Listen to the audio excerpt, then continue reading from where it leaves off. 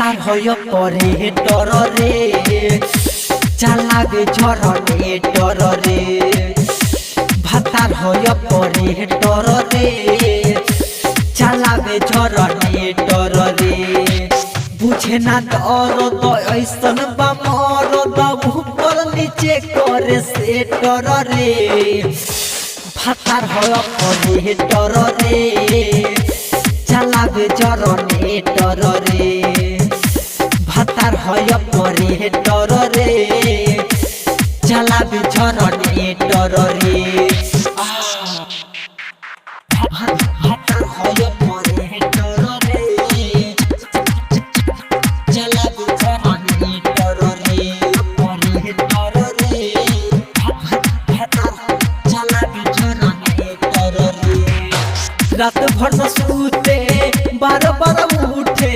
माना करी तो हमारे से उठे माना करी तो हमारे सखी रात भर न सूते बार बार उठे माना करी तो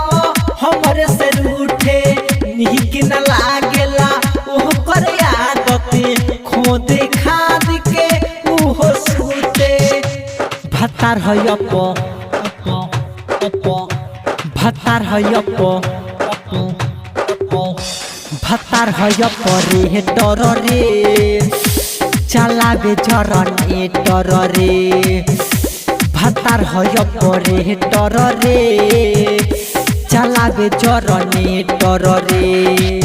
बुझे ना दर्द ऐसन बा मरद ऊपर नीचे करे से डर रे भातार होय परे डर रे चालाबे झरने डर रे भातार होय परे डर रे चालाबे झरने डर रे परे डर रे भातार झरने डर रे आए हाय कब देखे आगे कब देखे पाछे डालेला पानी वो बीचे बीचे डालेला पानी वो बीचे सखी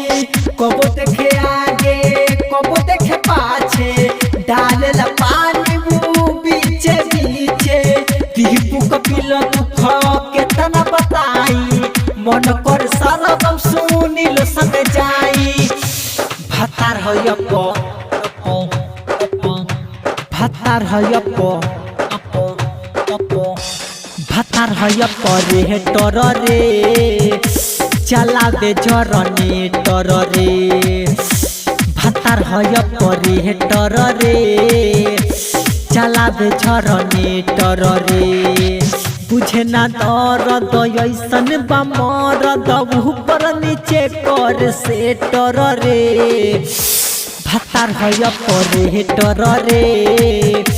चालाबे झरने डर रे भोलेनाथ रिकॉर्डिंग स्टूडियो रामनगर।